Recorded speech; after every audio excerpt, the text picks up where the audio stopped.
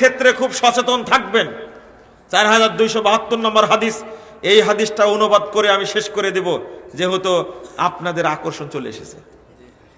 একবার শুরু করবে, আপনারা চলতে থাকবেন। কেবলে 10:30 বাজছে। কি বলছিলাম? একটা হাদিস অনুবাদ করে ছেড়ে দেব, সেটা হলো সালাতের ক্ষেত্রে সচেতন থাকবেন। বলেন ইনশাআল্লাহ। রব্বি জাল্লি, বলেন মুকিমাস সালাতি ওয়া মিন যুররিয়াতি রব্বানা ওয়া তাকাব্বাল দুআ। এই দোয়াটা পড়বেন, নিজে সালাতের উপর অটল থাকবেন, আপনার পরিবারের কেউ বেনামাজি থাকবে না ইনশাআল্লাহ। এই দোয়াটা সেজদায় বেশি বেশি পড়বেন, আল্লাহর কাছে বেশি বেশি বলবেন ইনশাআল্লাহ। আপনি তো সচেতন হবেন, আপনার পরিবারে ইনশাআল্লাহ সবাই সালাত আদায় করবে ইনশাআল্লাহ। যে হাদিসটা বলতে চাচ্ছিলাম, ফরজ নফল সব সালাতে পড়বেন। সেজদাতে কোরআনের আয়াত তেলাওয়াত করা যাবে না। এটা তেলাওয়াত, এটা দোয়া। এটা কি দোয়া? কি হাদিস বলতে চাইলাম যেন? দোয়া তো সূরা ইব্রাহিমের আয়াত, এটা 41 নম্বর আয়াত। বলেন তো, রব্বি জাল্লি মুকিমাস সালাতি ওয়া মিন যুররিয়াতি রব্বানা ওয়া তাকাব্বাল দুআ। খুব সুন্দর দোয়া, খুব সুন্দর দোয়া। কি বলছিলাম? একটা হাদিস বলতে চাচ্ছিলাম, তাই না? হাদিসটা কি জানেন? জুলফিকার ভাই আমাকে সময় দেবে না, বুঝতে পারছে, রেডি হয়ে আছে, ঘোষণা দেবে। তাই একটা হাদিস, আল্লাহ রাসূল সাল্লাল্লাহু আলাইহি ওয়াসাল্লাম বলছেন, ইদা উদখিলাল মাইয়িত ফিল কবরি, যখন মাইয়িতকে কবরে রাখা হয়। কোথায়?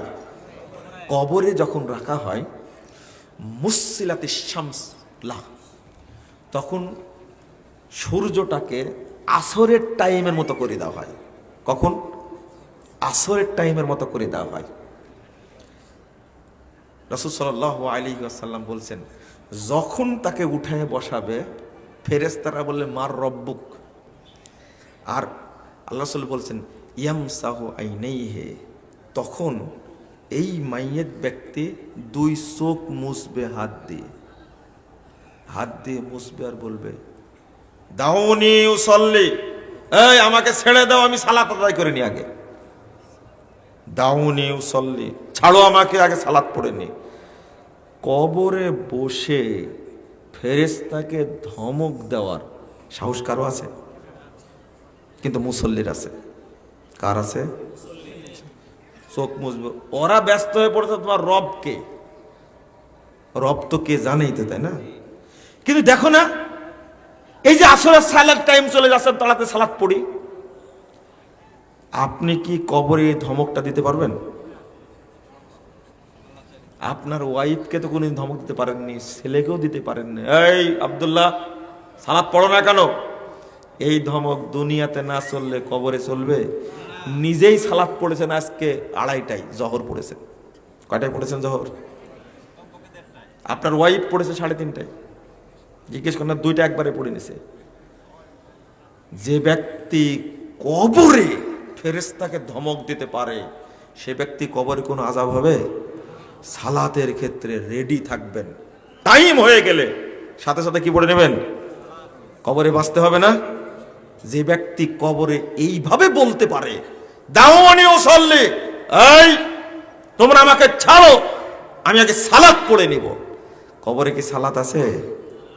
ভুলে গেছে। কিন্তু ওই যে ঘুম থেকে উঠেছে, কিসের টাইম হয়ে গেছে, এই ব্যক্তি তো এমনি মুক্তি পেয়ে যাবে, তাই না? আল্লাহু আকবার। আল্লাহ তুমি আমাদের সকলকে কবুল করে নাও, আমিন।